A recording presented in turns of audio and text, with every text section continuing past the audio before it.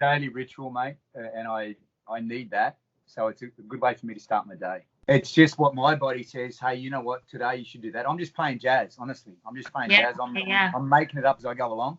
But it's what I feel I need, and hopefully that comes across. But then I'm aware that I need to build incremental progressions on top. So then I just layer that as well. But I'm having fun. Are you quite aware that, like, it just seems kind of weird because you don't have instant feedback. You can't see anyone, obviously, to build on things. It's kind of like, okay, I'm just gonna have faith that you guys are doing fine, and here's the progression. But also, do you feel like, are we giving too many progressions, assuming that people can't do it, or would you rather give someone like a starting point? This is where the middle ground is. If you need more, here's more. If you're not there yet, here's something you can work on. Yeah, I'm trying my best to slow it down, and I'm trying to use my hands as a point of reference for my Oh, that's a good point. That's a good point. Yeah, I'm trying to give more ways for people to understand the coaching. But I'm okay for people to struggle as long as it's not too much. That's the part, the risk. Because today I think was quite progressive. So I sort of risked a little bit today. But I guess it's hard to get feedback because I can't ask anyone, to be honest. Well, I can ask, so I'll find out. But I'm okay to push it a little bit. Yeah, I think we can use a bit of pushing, honestly. Yeah, me too. Yeah, especially if it's something different. Yeah, so I guess maybe my challenge is to understand movement, more complexities of movement. It's a little bit more of difficulty in that way. It's something like, it's pretty hard on the legs and the squats sometimes for people, but also I think the major challenge is the complexity. We challenge adequately, right? Yeah, thank you. Sounds great. Can I use that, please? I'll give reference. I'll give reference.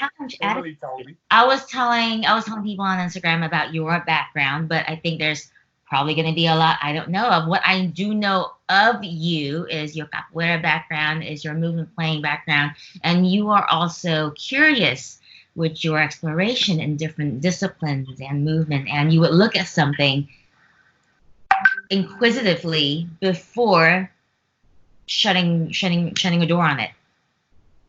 Yeah, I think that's a pretty good introduction. Thank you. I certainly am curious and open to that learner's mindset. That's one of my I have a lot of strengths, but that's certainly one of them. What does your movement mix look like for yourself right now? Basically, what you see each morning on the morning movement medicine, and then because I get a lot of, especially because I still see clients. I'm still seeing clients.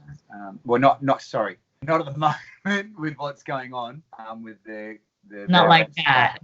Even though and you know, the forerunners of joint dynamics were still very, very, very involved in working in the business and working on the business. So I'm still seeing clients every day. So I get a lot of movement in my day because for me, that's the way that I coach.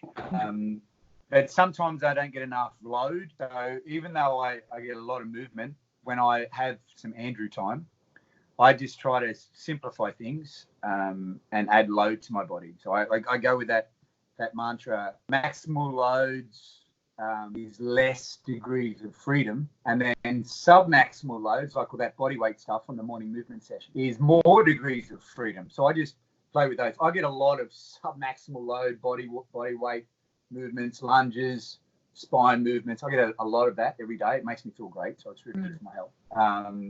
But I also need that, you know, that charge of load on the body as well. So that's my own. When I have some Andrew time, I do a lot of. I don't do a lot. I don't need a lot. I do a bit of that, depending on how much energy I have, of course. When it was in the teaching session, it was just purely for you. What did you learn from that, from your Andrew time? What did I learn from it? You know what, actually? So, you know, when you're very active, and then you've got a family, and, you know, there's this balancing energy management.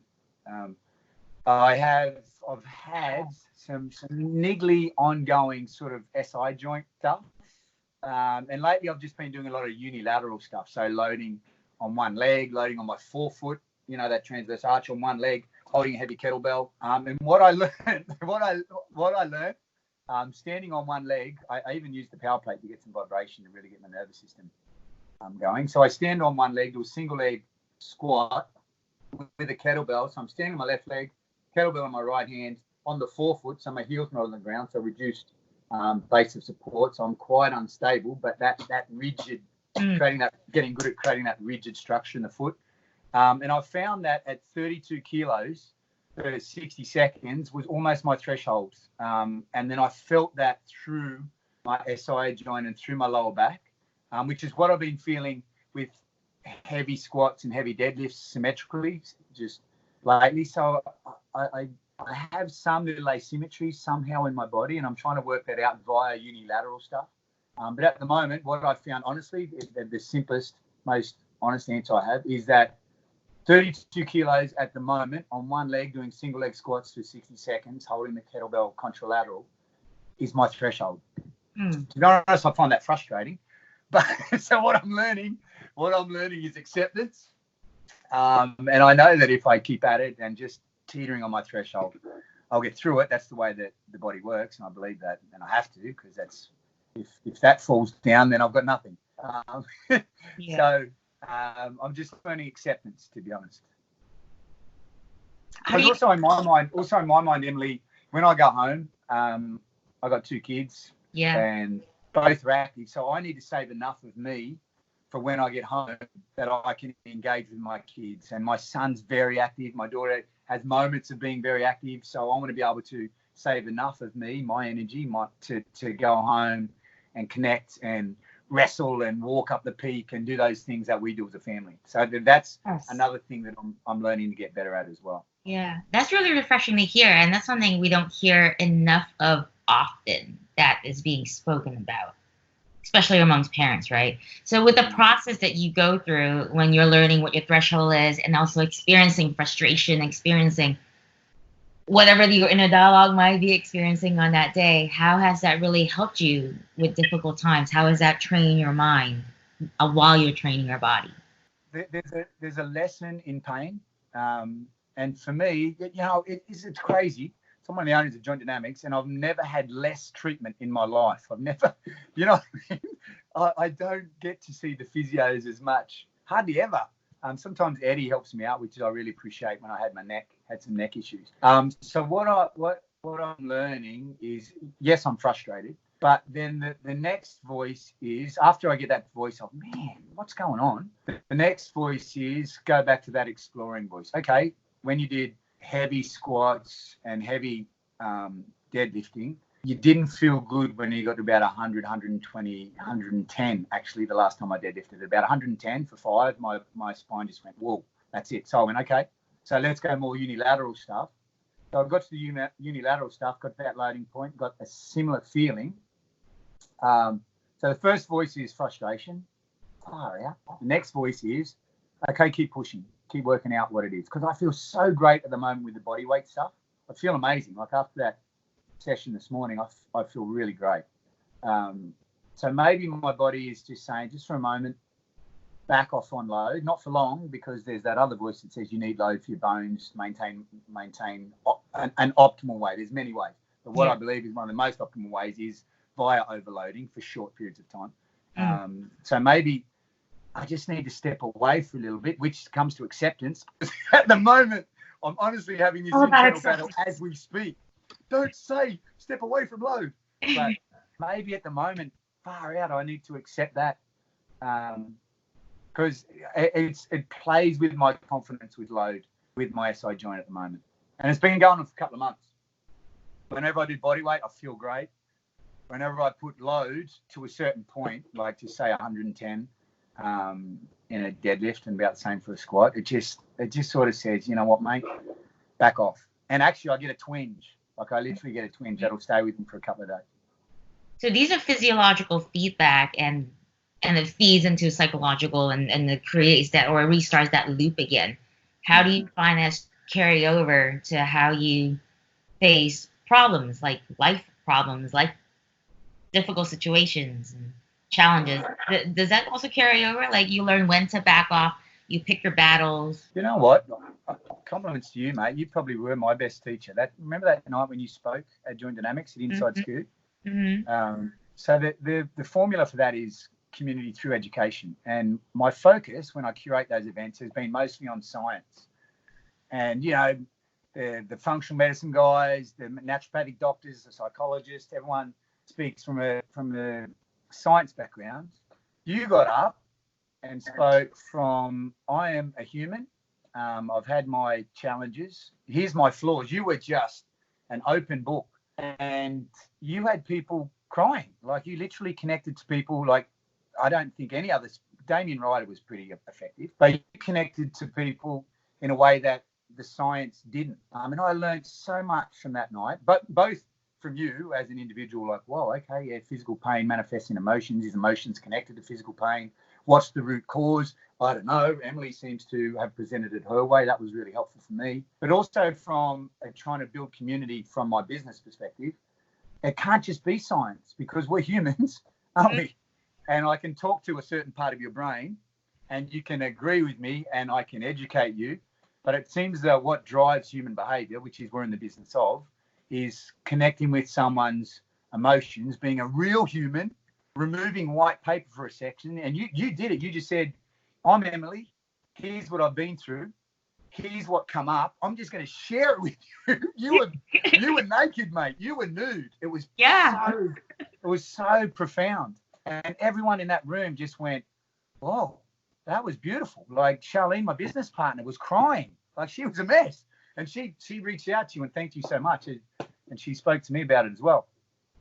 So thank you. And me dovetailing that, having the courage to do it. Bloody hell, that's an ask. I guess at the moment, I have genuine anxiety, fear, because of the environment that we're in. It's coupled with, here comes that other voice, optimism. I'm super optimistic because we've worked really hard to build a good brand. And we have, 50 something staff. So we have Joint Dynamics as an animal. We're reliant on our community. We're reliant on our clients, but we're also reliant on our team members who are just amazing. So, that's in my moments of sitting back, I sort of go, that's a responsibility, isn't it, Andrew? You're a grown-up. Woo-hoo. And two voices come, or a couple of voices, actually. One of them is, at the moment, anxiety. When is this virus thing going to give us a break? We're doing everything we can to control it. We've just been through the riots. Far out, Hong Kong. Yeah. You are amazing. You guys have We're a tough city, mate. We're a tough city. Round in town, man. Yeah. We're a tough city. But we've been through a lot in the last 6 months. And we've been doing really well. I believe we come from the right place. Our goal is to put out good information, have great team members, have a great product and service, and success will ensue as a result. So that's our focus. And then, as I was alluding towards, in those moments of when I sit back at home and I have some sleepless nights, and you go to your breath. Come on, man. The breath will get me through this. Yeah. But sometimes on the music you introduced me to, I love that music, and I just go into my breath. That was really helpful. Yeah, sometimes it helps me, sometimes it don't. One of my flaws, I think, is sort of cyclical thinking. I'll go around and around. Sometimes it helps me to understand something. It gets out of control. Yeah. So in one way, it helps me. It helps me drill down to understand, to say, the human body when I want to a little bit better. In other ways, it's a hindrance because I'll border on anxiety with, oh man, what's going on? We've got these commitments. We've got this. We've got these team members. We've got these people that we want to connect with. At the moment, it's difficult. What can we do? Be creative.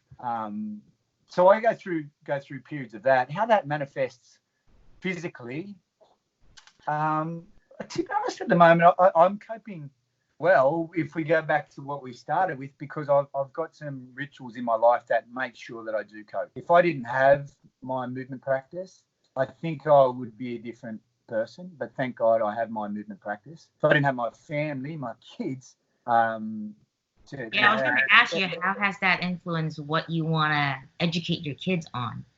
Because we talk about educating kids academically, but how about giving them the tools to be able to ground themselves whenever they feel anxious, so they become less reliant on somebody else to do that for them? Yeah, that's a great skill. Have you read Howard Gardner's Multiple Intelligences? No, but I will read it now. But when he started, he said there's 8 types of intelligence. It's maybe expanded to a little bit more. But basically, it's your IQ, your mathematical intelligence. And then you've heard the EQ. Daniel Goleman did a lot of stuff in the EQ, but Howard Gardner sort of pioneered that stuff in the 80s. So the EQ, your emotional intelligence. Potentially, when I watch you move, you have a high level of KQ, kinesthetic intelligence. The way you move, you can tell that you have in-body intelligence. When you dance, when you move. I try to have that as well. There's intra, how I communicate with myself, and interpersonal communication, how we connect. Yeah. So we're a complex animal, aren't we? We're a what?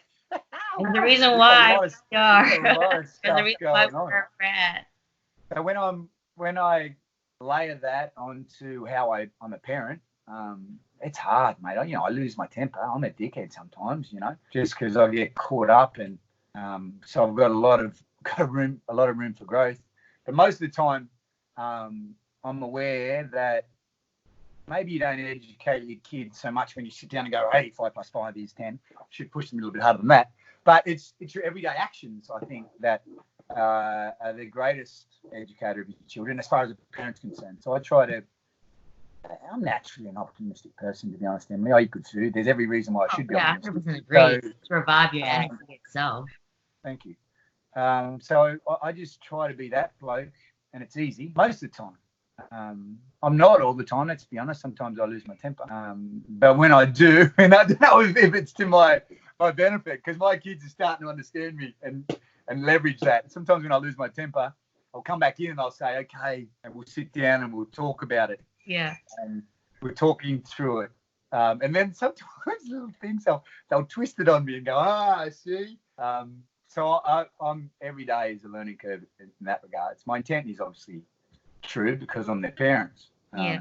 Well, it sounds like you have a very interactive way of leading by example, and that itself, when they see what you do day to day, when they see when you lose your temper, but then you kind of come back and reflect on that, and the act of reflection is the greatest example to show your kids. Thanks. Yeah, I hope so.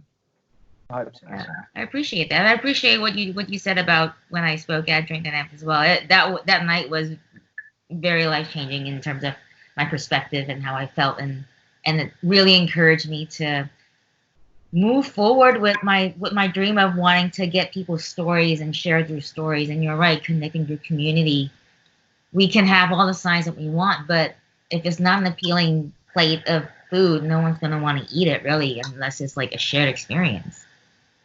Yeah, you were great at that, mate. If you didn't know, you were great at that. Well, that night anyway. That's the only time. Oh, man, I was so nervous, though. Yeah.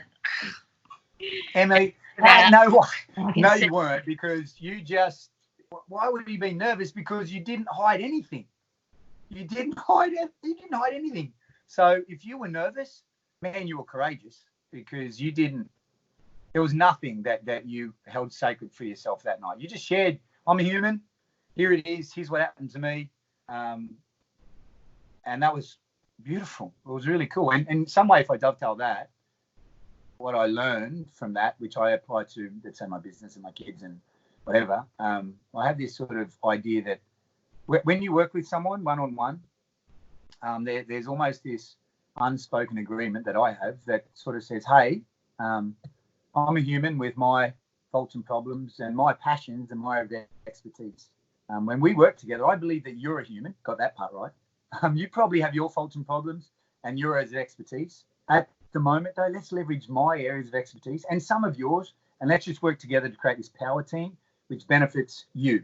As a side note, it benefits me as well, because you learn from every client, don't you? It's a really cool job that we have. But it is.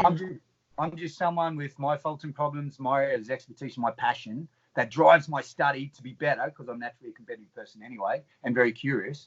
And then when we work with someone, we acknowledge that they have their faults and problems and things they want to change and improve upon, and we create this power team.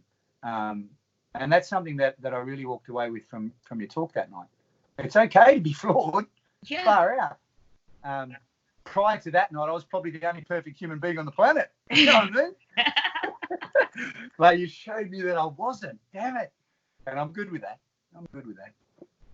So another level of acceptance. But Yeah. when you speak of observing your client, also building that sort of relationship with your clients, what have you observed with your clients now, especially with the ones who don't have a practice in place? Oh, mate, people are busy, huh?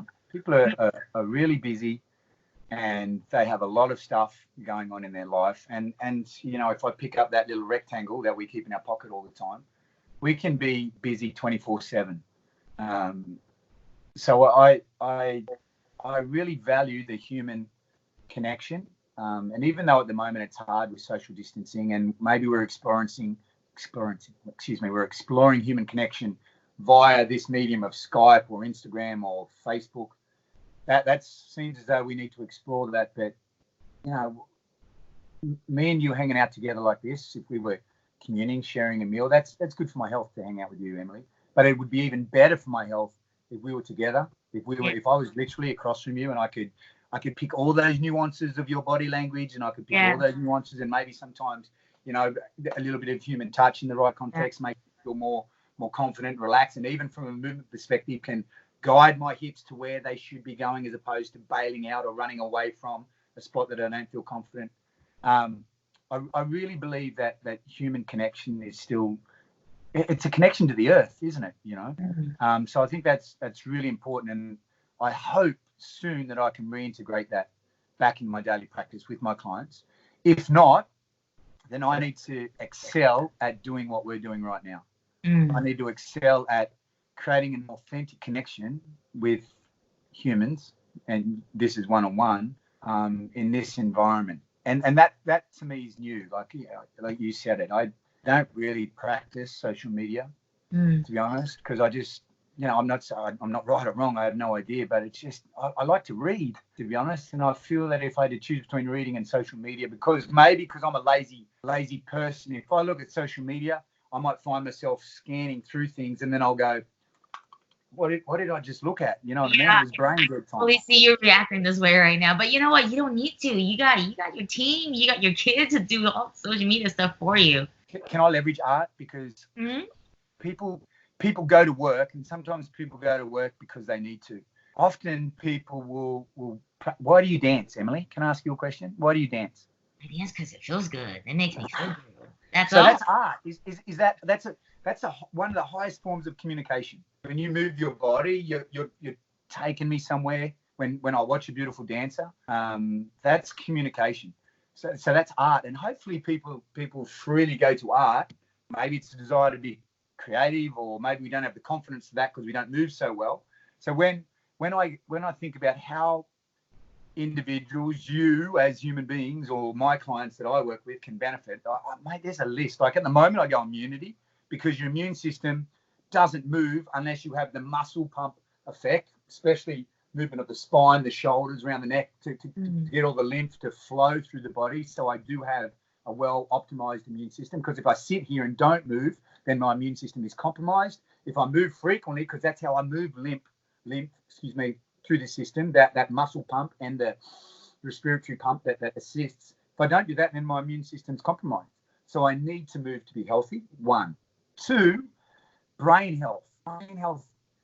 When you sit, remember how I said when I watch social media, I feel that I'm just, and that because I'm probably lazy. I don't have the discipline to get what I need out of social media. So that's probably my weakness. But I find that when I'm sedentary, my brain, some lights just go off. You know what I mean? And now we know, and it's been so well validated. It started back with John Ratty when he wrote that book Spark, and I don't know if that was 20 years ago, maybe at least 15, however many years ago, when John Ratty wrote that book Spark. He wasn't the first, but because there was Mabel Todd, she wrote that in 1910, Thinking Body. That was beautiful. But anyway, if we look at the benefits of exercise in the brain, literally when you move, when you exercise, you create like miracle growth in the brain, John Ratty refers to, which is fertilizer, which makes you spawn new neurons. That's fact. So exercise is for, of course, it's for the chin down, not that we can separate the two, that Cartesian split. We've put the body back together now, thank goodness.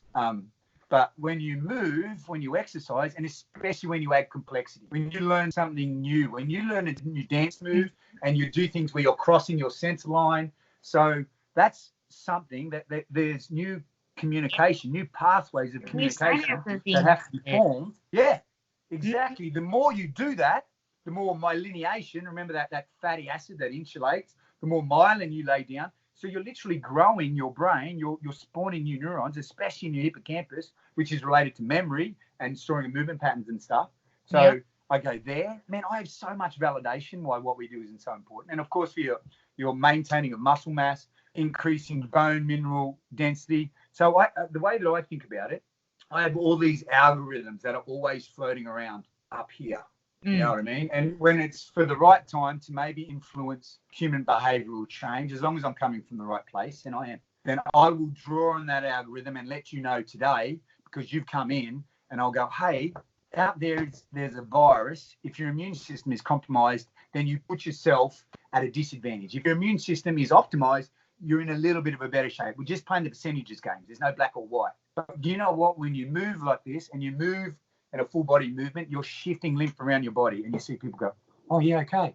So I just need to find a way to connect, draw on that algorithm. Then I might draw on the bone mineral density algorithm for my female client who maybe is getting into her 50s and 60s. I'll draw on the bone mineral density algorithm to just in an authentic way create connection, share enthusiasm, so that we will do this. I'm just a dude with my faults and problems, don't get me wrong. You've got some as well. That's why you're here, because you want to get better at something. Whatever, enter, lose weight, move better, have more energy to connect with my kids after work, feel that I can stay concentrating because I'm tired all the time at work and I feel this 3 o'clock slump and I need coffee, and whatever it is, why people come to see us. But we need to in some way educate is to draw out, isn't it? If I ask you questions through inquiry, as opposed to compliance, Emily, do this, then you might be like, oh, okay. But if I share some information with you, see that I get a connection of body language, like if you lean in or you nod or you mirror me or you feel an authentic connection, and then you go, well, what do you think? Absolutely. Do you know what? I feel better when I exercise with you, Emily or Andrew. I feel better. Okay, cool. So do you reckon you can do that again tomorrow? We don't have to be together, but if you feel good now, correct me if I'm wrong, it feels good to feel good, doesn't it? Everybody understands that. Yes, it does feel good to feel good. I'm feeling good now because you just took me through a great movement is medicine session. So you connect to those moments. It's not a teachable moment. It's for them. I'm going to share my enthusiasm. Here's some cool stuff. Brain, body, immune system, bones. Now tell me about it. Do you think that could work for you? Yes, absolutely. Okay, you're going to do it tomorrow? There always needs to be some type of call for action. Not a heavy one because people are busy. I'm not going to overload people with, you must do these 3 things. Sometimes it's one thing. It's really the little things. It's really the little things. Sometimes it takes one song. It takes like 5 minutes. But I think you hit it nail on the head, because it's not just about education being one way. Education is a 2-way experience. If it's an experience, then it's something that will last longer or something that will be retained. Mm-hmm. And if it's retained, that's why it's more likely to have autonomy and make the decision to practice it themselves without having somebody yelling over their head. That's why I need to get better online. I feel very confident to do that one-on-one or even in a group. Like when I travel and teach, I'll do a 4-day workshop with sometimes 50 people, and in 4 days I feel that I can connect with every single one of those 50 people. I make a note, got that person, tomorrow I've got to get these people. I feel I can get a human interaction with each of those people. It's really easy one-on-one in the flesh. If you and I were together and you were teaching me, I feel that you would be able to guide me very confidently. I think my next challenge is in this current environment, is get better at doing that online. You mentioned this morning, and the way that I sort of interpret it was maybe I'm giving too much complexity in those morning movement medicine classes. So I want to challenge people, but do I have to get better at communicating those? And that's a little thought that I've had that you gave me. So there's always something to learn, but I always go back to, as far as learning and creating behavioural change, I think if there's this model of inquiry versus compliance, I like to lean more towards encouraging inquiry, and there has to be compliance, meaning, but there's percentages again. Like let's say 60% inquiry, 40% in compliance. Now you understand it, do it. Here's the compliant part. You understand? Got it? We discussed it. Now you got to do it, because in the world we live in, we probably don't need more information, inspiration, more products, more pills, more stuff. We don't need that because they're everywhere. What we need is more physical experience. Yeah. So we need to do the stuff. We can read it, great. We can watch it on Facebook, Instagram, great. We can talk to our friends about it, great. But the only benefits come from when we literally experience it or literally do the stuff. And maybe that's the compliance part where you hold people accountable. Do it. Did you do it? No. Okay, cool. Tell me why. Yeah. You're not a bad person. You've got your faults and problems. Me too. I had this cyclical thinking last night where I laid awake for bloody 2 hours, tried my breathing, didn't work, really got frustrated. Dang it. But that's my faults and problems coming up for me. You didn't do the exercise. You didn't do the movement. You didn't do whatever it was, eat the food that we discussed that you know is better for you. You didn't do it. That's cool. Okay, let's regroup. Maybe that was me. I gave you too much with the amount of stuff you've got going on at the moment. Sorry. But you need to take some accountability as well. Like that forces people to look at the situation, and instead of being frustrated at the surface stuff, perhaps they need to really sit down and understand, okay, that's on the surface. Let's look beneath the surface. What's really going on that's influencing why I'm not doing things on the surface? Absolutely. Well, thank you. And that's the next level of depth, isn't it? Because we look at what drives human behavior. Fear. If I'm scared of something, that will mobilize me to act. Guilt does that as well. All those things. But also confidence is something that will drive my behavior. If I could dance like you, I would be so much more confident to go to a nightclub and whoop, whoop. But because I can't dance like you, my level of confidence in that environment is not the same as what yours is. So confidence is another thing that will drive human behavior. Yeah. So if you can teach me to dance, I gain more confidence. Whoop, whoop, So I guess we need to understand what are the drivers, what makes me mobilize myself to do things. If I can understand that fear, guilt, confidence, learning with the way that I'm driven, if I can understand those things and maybe convert fear into confidence, then that's cool. Guilt into understanding. If I can do that, then it's both. It's not bad to have fear, is it? Because that'll make me change. No. It's not bad to have guilt because that'll make me do something. Not at all. It's human as well. If I speak to anybody who has no fear or guilt, I'd be like, I don't know what you are. I'm a little afraid of you. So, yeah. Well, thank you. I'm gonna wrap this up today. With the chat went no longer, but I think we need to expand on this more, and maybe that would be like a practice for you for us to get online again. Awesome. Thank you. Great to speak to you, Emily. Speak to you again soon. I'll speak to you again soon.